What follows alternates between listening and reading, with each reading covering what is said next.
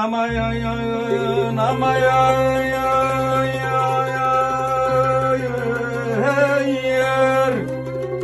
Güler yüzlü nazlı yarım sen olmuşsan, güler yüzlü nazlı yarım sen olmuşsan, bu dünyanın güzeli sen olmuşsan.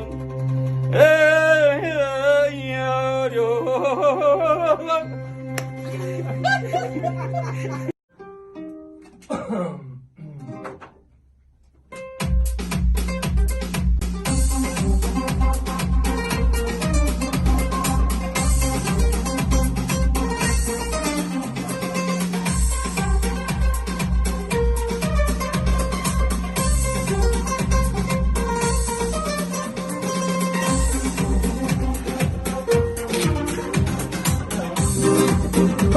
Как бас-гитара.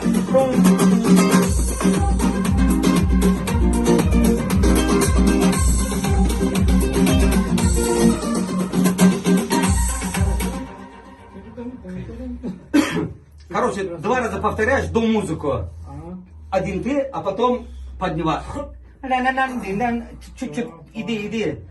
Алекс, все, что ты скажешь. Спасибо, братан. Здесь 3-4 голова работает здесь. Плохо быть не может, да? Да, другого варианта нет. Вот где вы сейчас копаете, там копаете, там копаете.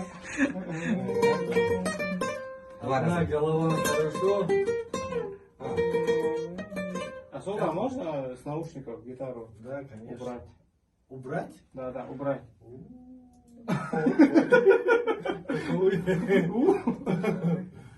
Стоп, сделай, потом сделай. Не слишком громко. Вот ты дал его.